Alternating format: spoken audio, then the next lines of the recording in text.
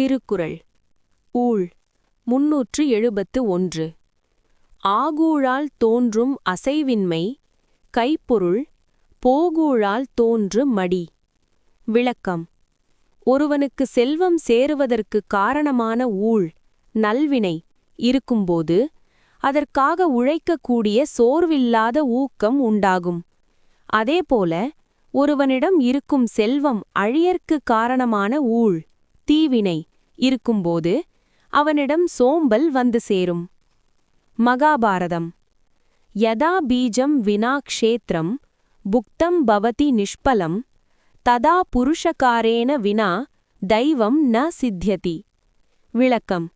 வயலில்லாமல் விதைக்கப்பட்ட விதை எப்படி பலன் தராதோ அதுபோல ஊழ்வினை துணை இல்லாமல் வெறும் முயற்சி மட்டும் பலன் தராது. ஒருவன் சுறுசுறுப்பாக உழைப்பதும் அவன் சோம்பேறியாக இருப்பதும் அவனது முன்வினையைப் பொறுத்தே அமைகிறது. வள்ளுவர் ஆகூழால் அசைவின்மை தோன்றும் என்று சொல்வதை இது உறுதிப்படுத்துகிறது. மனுஸ்மிருதி. சர்வ கர்ம இதம் ஆயத்தம் வைதேகே மானுஷே ச ஏவ தயோரைவ தெய்வம் அச்சிந்தியம் மானுஷே வித்யதே கிரியா. விளக்கம். இவ்வுலகில் நடக்கும் அனைத்து செயல்களும் ஊழ்வினையையும் மனித முயற்சியையும் சார்ந்தே இருக்கின்றன. ஊழ்வினை என்பது சிந்திக்க முடியாதது. ஆனால் அந்த ஊழ்வினைக்கேற்பவே மனிதனின் செயல்பாடுகள் அமைகின்றன. நல்ல ஊழ் இருக்கும்போது ஒருவனுக்கு நல்ல புத்தியும் சுறுசுறுப்பும் உண்டாகும் என்கிறது மனுஸ்மிருதி. சனாதன தர்மத்துடன் எவ்வாறு ஒத்துப்போகிறது? ஆகூழ் மற்றும் போகூழ் பிராரப்த கர்மா. சனாதன தர்மத்தில் நாம் செய்த வினைகளை நல்ல வினை மற்றும் தீய வினை என பிரிப்பார்கள். ஆகூழ் புண்ணிய பயன் வரும்போது அதை அடைய தேவையான உழைப்பை தரக்கூடிய அசைவின்மை பெர்சிஸ்டன்ஸ் அல்லது டைனமிசம் நம் புத்தியில் தோன்றும். போகூழ் பாவப்பயன் அனுபவிக்க வேண்டிய காலம் வரும்போது நம்மை அறியாமலேயே மடி லேசினஸ் அல்லது லெத்தார்ஜி வந்து சேரும். புத்தி கர்மானுசாரிணி. இன்டலெக்ட் ஃபாலோஸ் கர்மா என்பது ஒரு பிரபலமான வடமொழி பழமொழி. அதாவது ஒருவனது கர்மவினை எப்படி இருக்கிறதோ அதற்கேற்பவே அவனது புத்தியும் உழைப்பும் அமையும். இதையே வள்ளுவர் இக்குறளில் நுட்பமாக விளக்குகிறார். கைப்பொருள். செல்வம் என்பது வெறும் அதிர்ஷ்டத்தால் மட்டும் வருவதில்லை. அந்த செல்வத்தை ஈட்டத் தேவையான சுறுசுறுப்பை ஊழ்வினை முதலில் வழங்குகிறது. செல்வம் அழியப்போகிறது என்றால் முதலில் நம்மிடமிருந்து உழைப்பை அது பறித்துவிடுகிறது. பிராரப்தம். ஒருவன் எவ்வளவு திறமைசாலியாக இருந்தாலும் அவனது போகூழ் காலம் நடக்கும்போது அவன் சோம்பலில் ஆழ்ந்து விடுவான். இதைத்தான் காலம் கருதி இருப்பர் என்று மற்றோரிடத்தில் வள்ளுவர் குறிப்பிடுவார். திருக்குறள் ஊழ் 372. பேதை படுக்கும் இழவூழ் அறிவகற்றும் ஆகல் ஊழுற்ற கடை. விளக்கம். ஒருவனுக்கு கைப்பொருள் இழக்கப்பட வேண்டிய காலம் இழவூழ் வரும்போது அவனது அறிவு மழுங்கி அவன் பேதை அறியாமை உடையவன் போல செயல்படுவான். அதுவே செல்வம் பெருக வேண்டிய காலம் ஆகலூழ் வரும்போது அவனது அறிவு தானாகவே விரிவடைந்து சிறந்து விளங்கும். மகாபாரதம். விநாசகாலே விபரீத புத்திகி. விளக்கம். ஒருவனுக்கு அழிவு காலம் வரும்போது இழவூழ் வரும்போது அவனது புத்தி தலைகீழாக மாறும். அறிவுடையவன் கூட அழிவு காலத்தில் அறிவற்றவன் போல முடிவெடுப்பான். மகாபாரதத்தில் தர்மர் சூதாடச் சென்றதும் ராவணன் சீதையை சிறையெடுத்ததும் இந்த இழவூழ் மதியைக் கெடுத்ததால்தான் என்று சொல்லப்படுகிறது. மனுஸ்மிருதி. யத்ருசோ யத்ருசம் கர்ம பூர்வ ஜன்மனி சஞ்சிதம் தத்ருசீம் புத்திம் ஆப்னோதி சர்வோ ஜந்துஹு ஸ்வகர்மபிஹி. விளக்கம். முற்பிறவியில் ஒருவன் செய்த கர்ம வினைகள் எப்படியோ அதற்கேற்பவே அவனது புத்தி அமைகிறது. செல்வம் சேரவேண்டிய ஊழ் இருந்தால் அவனது புத்தி தீர்க்கமாக இருக்கும். செல்வம் அழிய வேண்டிய ஊழ் இருந்தால் புத்தி மழுங்கும் என்கிறது மனுஸ்மிருதி. சனாதன தர்மத்துடன் எவ்வாறு ஒத்துப்போகிறது? புத்தி கர்மானுசாரிணி. இன்டலெக்ட் ஃபாலோஸ் கர்மா.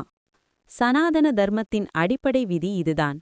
ஒருவன் எவ்வளவு படித்திருந்தாலும் அவனது பிராரப்த கர்மம் அனுபவிக்க வேண்டிய வினை வேலை செய்யும்போது அந்த வினையின் பயனை அவன் அனுபவித்தே தீர வேண்டும். அதற்காக ஊழ்வினை முதலில் அவனது புத்தியை தன் வசப்படுத்தும். இழவூழ், டெஸ்டினி ஆஃப் லாஸ், இதனை விபரீத புத்தி என்பார்கள். அறிவுள்ள ஒருவன் தனக்கே தீங்கு விளைவிக்கும் ஒரு காரியத்தை செய்வது அவனது குற்றமல்ல, அது அவனது இழவூழ் செய்யும் வேலை. அறிவகற்றும், எக்ஸ்பாண்டிங் த இன்டலெக்ட். நல்ல காலம் வரும்போது ஒருவனுக்கு சரியான ஆலோசனைகள் கிடைக்கும், நல்ல நூல்கள் கண்ணில் படும், சரியான முடிவுகளை எடுக்கும் தெளிவு பிறக்கும்.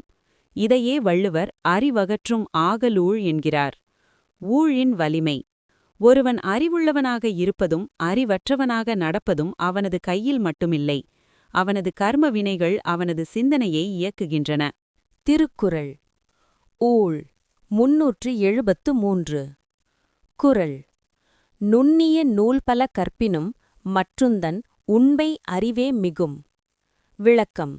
ஒருவன் மிகவும் நுட்பமான அறிவு நிறைந்த பல நூல்களை கற்றறிந்த போதிலும் ஊழ்வினைக்கு ஏற்ப அவனுக்கு இயல்பாக அமைந்துள்ள அறிவே, அதாவது உண்மை அறிவே, முடிவில் மேலோங்கி நிற்கும். கற்ற கல்வி ஒரு புறம் இருந்தாலும் வினை பயனால் ஏற்படும் புத்தியே செயலை தீர்மானிக்கும். மகாபாரதம். யாதிருஷி புத்திஹி சாதிருஷி சித்திஹி. விளக்கம். எத்தகைய புத்தி, அதாவது ஊழ்வினைப்பால் அமைந்தது ஒருவனுக்கு இருக்கிறதோ அத்தகைய வெற்றியே அவனுக்கு கிட்டும்.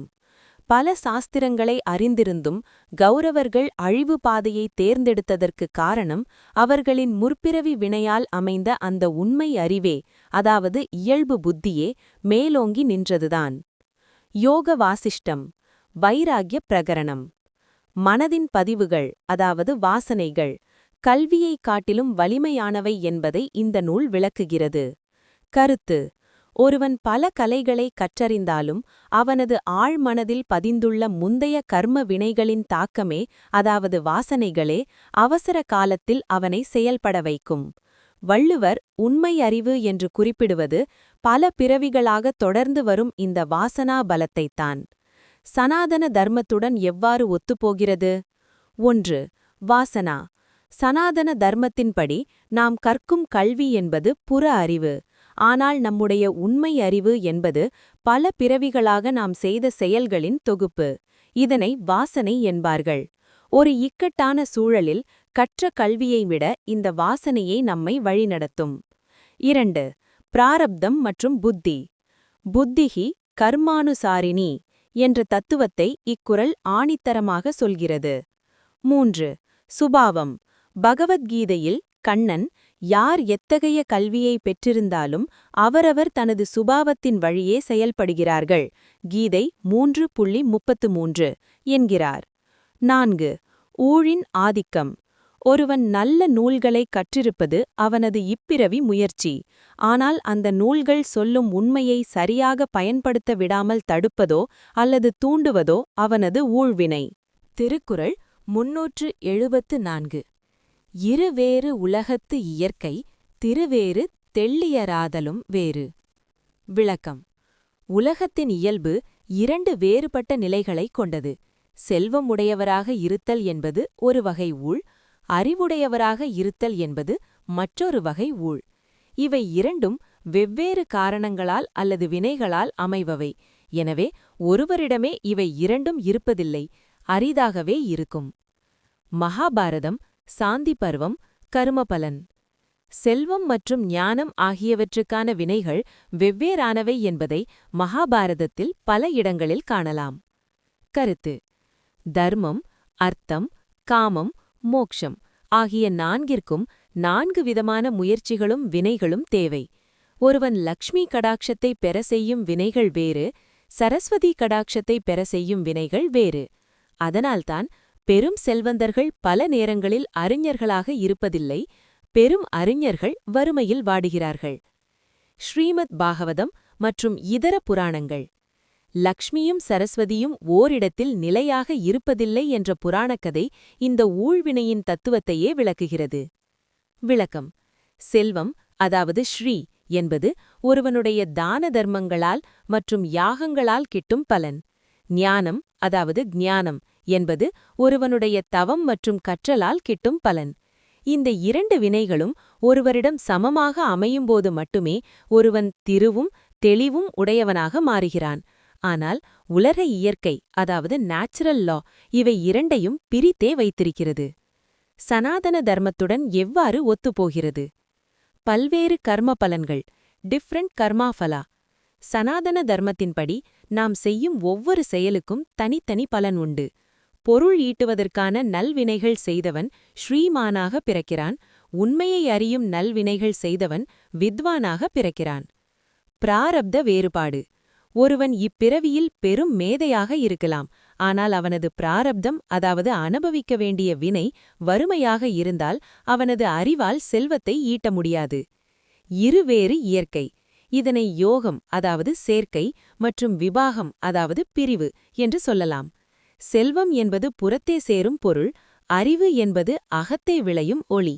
இவை இரண்டும் வெவ்வேறு திசைகள் என்பதை வள்ளுவர் இருவேறு உலகத்து இயற்கை என்கிறார். லக்ஷ்மி சரஸ்வதி கடாட்சம். திருவேறு தெள்ளியதாதலும் வேறு என்பது உலகியல் வெற்றியைத் தரும் அர்த்த வினையையும் ஆன்மீக தெளிவைத் தரும் ஞான வினையையும் வெவ்வேறானவை என்ற கர்ம விதியை குறிக்கிறது. திருக்குறள் 3:7 அண்டு. நல்லவை எல்லா அன் தீயவான் தீயவும் நல்லவாம் செல்வம் செயற்று. விளக்கம். செல்வம் சேர வேண்டிய ஊழ், ஆக ஊழ் இருக்கும்போது ஒருவன் செய்யும் தவறான அல்லது தீய செயல்கள் கூட நன்மையில் முடிந்து செல்வத்தை தரும். அதுவே செல்வம் அழிய வேண்டிய ஊழ், போகூழ் இருக்கும்போது அவன் செய்யும் நல்ல மற்றும் சரியான செயல்கள் கூட தீய விளைவுகளைத் தந்து செல்வத்தை அழித்துவிடும். மகாபாரதம். கருத்து. காலம் கனிந்து வரும்போது மூடனின் செயல்களும் வெற்றியை தரும். காலம் சாதகமாக இல்லாதபோது அறிஞனின் ஆலோசனைகளும் தோல்வியைத் தரும். ஊழ்வினை ஒரு மனிதனின் செயல்களின் முடிவை தலைகீழாக மாற்றும் வலிமை கொண்டது என்பதை மகாபாரதம் பல சம்பவங்கள் மூலம், உதாரணமாக சகுனியின் தாயம் உருட்டுதல், விளக்குகிறது. பஞ்சதந்திரம் மற்றும் இதர நீதி நூல்கள். விதி வலியது என்பதை விளக்கும் புகழ்பெற்ற ஸ்லோகம் ஒன்று உண்டு. மூல ஸ்லோகம் தமிழில். யதா வை தாரகாஹ் சர்வாஹ் ததா வை புத்திராகதா அனுகூலே விதௌ கிருத்யமேவ சித்யதி. விளக்கம். விதி அனுகூலமாக இருக்கும்போது ஒருவன் செய்யும் சாதாரண முயற்சியும் சித்தியை அடையும். விதி பாதகமாக இருந்தால் மிகச்சிறந்த திட்டமும் ஆபத்தில் முடியும். இதுவே வள்ளுவர் கூறும் தீயவும் நல்லவாம் என்ற தத்துவம் ஆகும். சனாதன தர்மத்துடன் எவ்வாறு ஒத்துப்போகிறது? 1.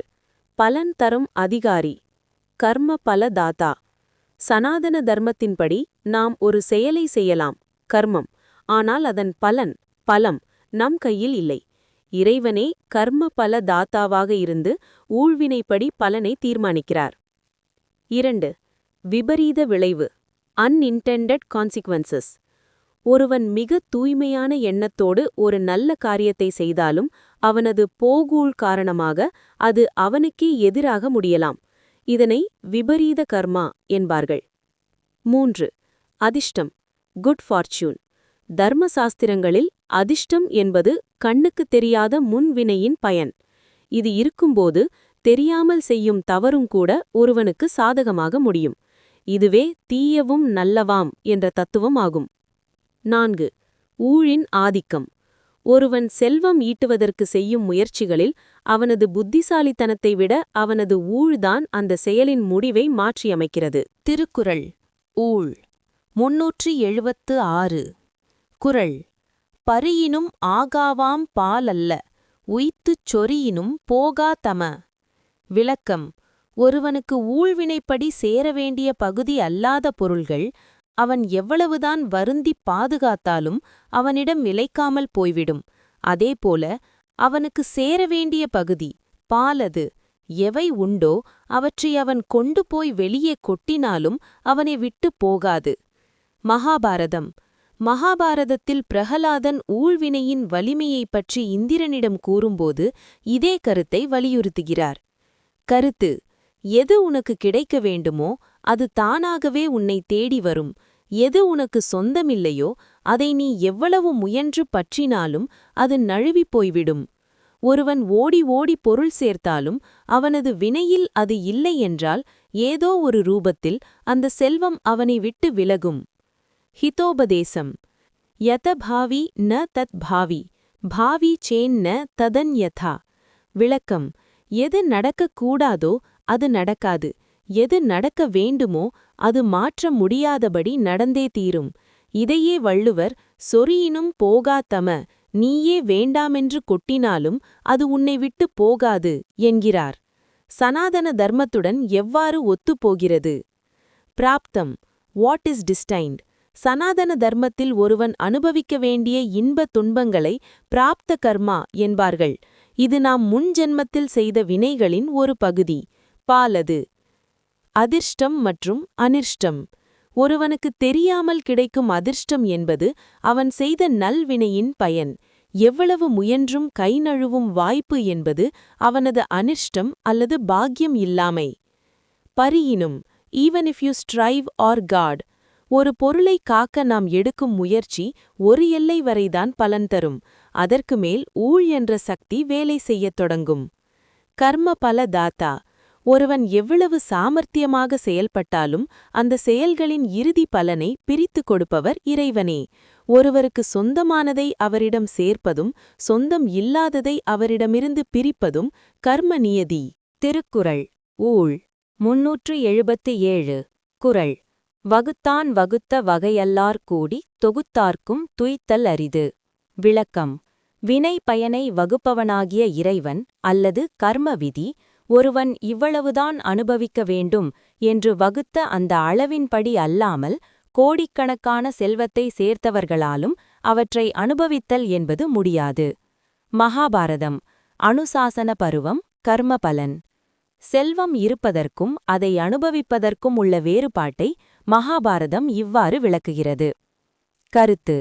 ஒருவன் மிகுந்த செல்வம் உடையவனாக இருக்கலாம், ஆனால் நோயினாலோ அல்லது மனக்கவலையினாலோ அவனால் ஒருவேளை உணவை கூட உண்ண முடியாமல் போகலாம். இது அவனது கர்மவினை வகுத்த எல்லை. கோடிக்கணக்கான செல்வம் இருந்தாலும் ஒருவன் அனுபவிக்க வேண்டிய போகம், என்ஜாய்மெண்ட், அவனது முன் வினையாலேயே தீர்மானிக்கப்படுகிறது. ஸ்ரீமத் பாகவதம். யதா துக்கம் அசம்யத்தம் தேஹினாம் அனுபூயதே ததா சுகம் அபி அந்யத்ர தேஹே தைவேன மாயதே. விளக்கம்.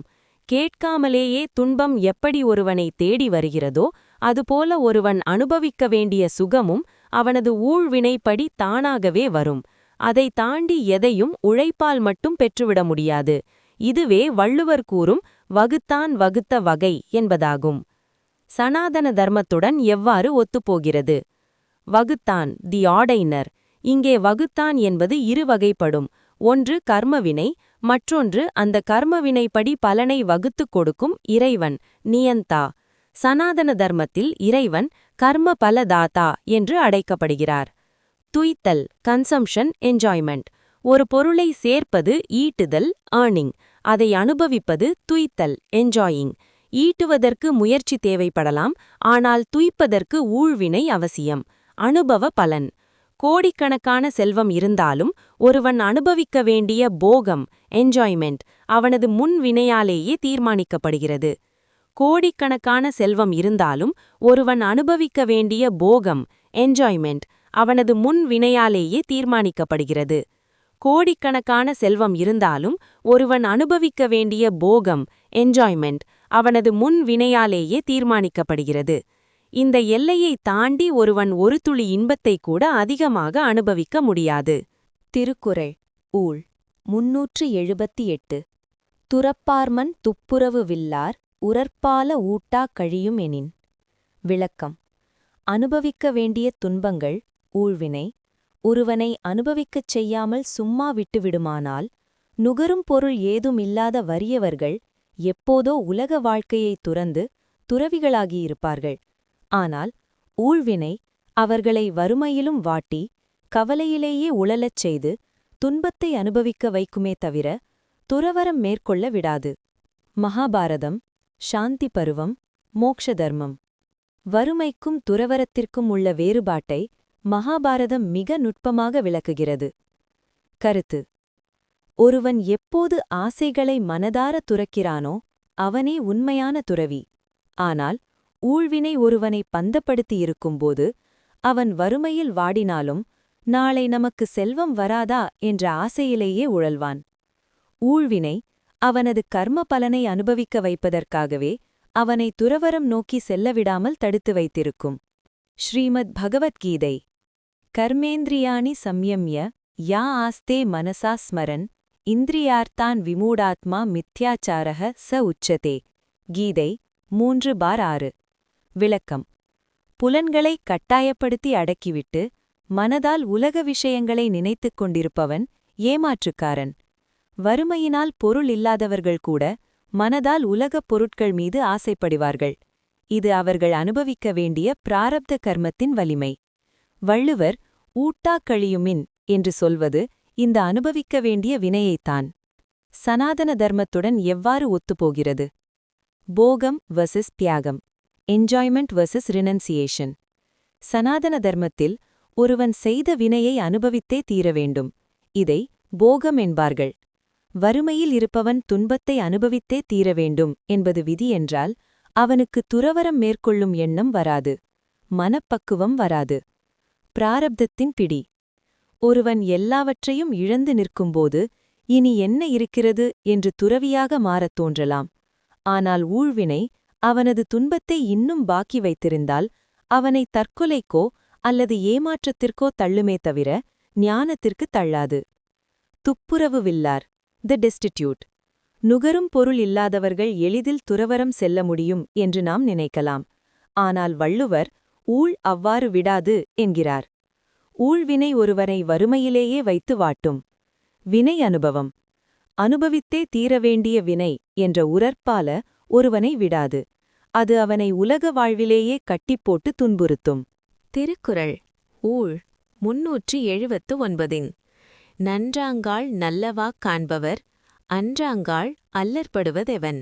விளக்கம்: நல்ல ஊழ்வினை காரணமாக நன்மைகள் நடக்கும்போது அவற்றை மகிழ்ச்சியோடு அனுபவிப்பவர்கள் தீய ஊழ்வினை காரணமாக துன்பங்கள் வரும்போது மட்டும் கலங்கி வருந்துவது ஏன்? இன்பமும் துன்பமும் ஒரே ஊழ்வினையால்தான் வருகின்றன என்பதை உணர்ந்து இரண்டையும் சமமாக ஏற்க வேண்டும். ஸ்ரீமத் பகவத்கீதை.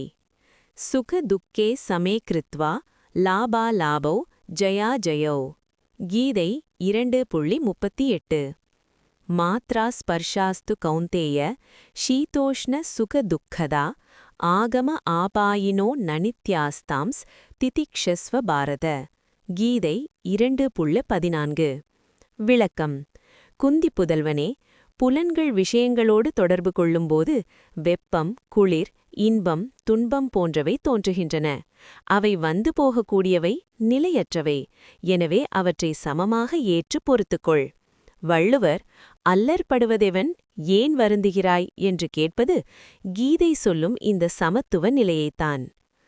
மகாபாரதம். சாந்தி பருவம். மகாபாரதத்தில் விதியின் சுழற்சியைப் பற்றி பீஷ்மர் இவ்வாறு கூறுகிறார். கருத்து: சக்கரம் சுழல்வது போல இன்பமும் துன்பமும் ஒருவன் வாழ்வில் மாறி மாறி வரும். இன்பம் வரும்போது அது தன் வினைப்பயன் என்று ஏற்று மகிழ்பவன், துன்பம் வரும்போதும் அது தன் வினைப்பயன் என்று அமைதி காக்க வேண்டும். சனாதன தர்மத்துடன் எவ்வாறு ஒத்துப்போகிறது? துவந்துவம். சனாதன தர்மம் இந்த உலகை துவந்துவம், அதாவது இரட்டைகள் நிறைந்தது என்கிறது. பகல் இரவு போல இன்பமும் துன்பமும் பிரிக்க முடியாதவை. ஒன்று வரும்போது இன்னொன்று பின்தொடரும் என்பது பிரபஞ்ச விதி. கர்ம பலன். இன்பம் என்பது நம்முடைய நல்வினையின் பலன், துன்பம் என்பது தீவினையின் பலன். இரண்டையுமே வழங்கியவர் ஊழ் அல்லது இறைவன்தான். லாபத்தை மட்டும் ஏற்றுக்கொண்டு நஷ்டத்தை ஏற்க மறுப்பது அறிவீனம். சமநிலை. இன்பம் வரும்போது துள்ளி குதிப்பதும் துன்பம் வரும்போது சோர்ந்து போவதும் மனப்பக்குவமில்லாததை காட்டுகிறது. ஒரு ஸ்திதக்கஞன் என்ற நிலைத்த அறிவுடையவன் இரண்டையும் சமமாக பார்ப்பான். ஏன் வருந்துகிறாய்? அல்லற்படுவதெவன் என்ற வள்ளுவரின் கேள்வி ஒரு தர்க்க ரீதியான கேள்வி. நன்மையை நீ செய்த வினையின் பயனாக அனுபவிக்கும்போது தீமையை மட்டும் ஏன் விதியின் சதி என்று நினைக்கிறாய் என்று அவர் மனித மனதின் அறியாமையை சுட்டிக்காட்டுகிறார். திருக்குறள். ஊழ் 380. ஊழிற் பெருவலி யாவுள மற்றொன்று சூழினும் தான் முந்துரும். விளக்கம். ஊழ்வினையை விட மிகுந்த வலிமையுடையவை வேறு எவை உள்ளன? அந்த ஊழ்வினையை விளக்குவதற்கு வேறொரு வழியை ஆராய்ந்து எண்ணினாலும் அங்கேயும் அந்த ஊழ்வினையே தனக்கு சாதகமான சூழலை உருவாக்கிக் கொண்டு முன்னே வந்து நிற்கும். மகாபாரதம் சாந்தி பருவம் பீஷ்ம உபதேசம். விதியின் வலிமையை குறித்து மகாபாரதத்தில் பீஷ்மர் தருமருக்கு பலமுறை அறிவுறுத்தியுள்ளார். கருத்து. காலம், அதாவது ஊழ்வினை என்பது யாராலும் வெல்ல முடியாத ஒரு சக்கரம். ஒருவன் எத்தகைய கவசத்தை அணிந்திருந்தாலும் எத்தகைய பாதுகாப்பான இடத்தில் இருந்தாலும் அவனது வினையானது ஒரு பசு கூட்டத்திற்குள் தனது தாயை தேடி செல்லும் கன்றை போல அவனை தேடி வந்து அடைந்தே தீரும். வள்ளுவர் தான் முந்துரும் என்று சொல்வதையே இதுவும் வழிமொழிகிறது. யோக வாசிஷ்டம் மற்றும் இதர நூல்கள்.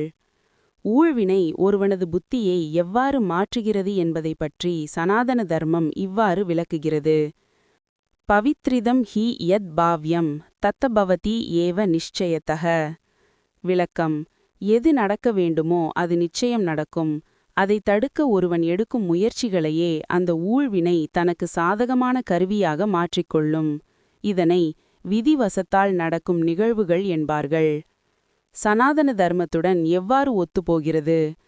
பெருவழி, சுப்ரீம் பவர். சனாதன தர்மத்தில் விதியை பலவத், அதாவது வலிமையானது என்று அழைப்பார்கள்.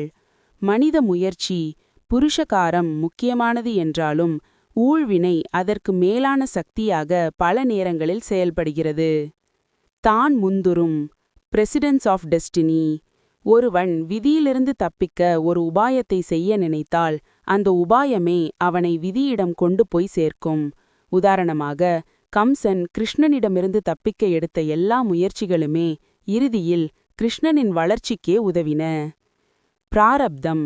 எய்த அம்பை போன்றது பிராரப்தம்.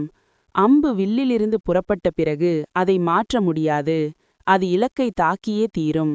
இக்குறள் இந்த மாறாத கர்ம விதியையே பறைசாற்றுகிறது. அறத்துப்பாலின் முடிவு. வள்ளுவர் அறத்துப்பாலை ஊழ் அதிகாரத்தோடு முடிப்பதற்கு ஒரு காரணம் உண்டு. இல்லறம், துறவறம் என ஒருவன் எவ்வளவுதான் அறங்களை செய்தாலும் இறுதியில் அவனது வாழ்வின் இன்பத் துன்பங்களை தீர்மானிப்பதில் அவனது முன்வினை, அதாவது ஊழ்வினை பெரும் பங்கு வகிக்கிறது என்பதை உணர்த்தவே இவ்வாறு அமைத்துள்ளார்.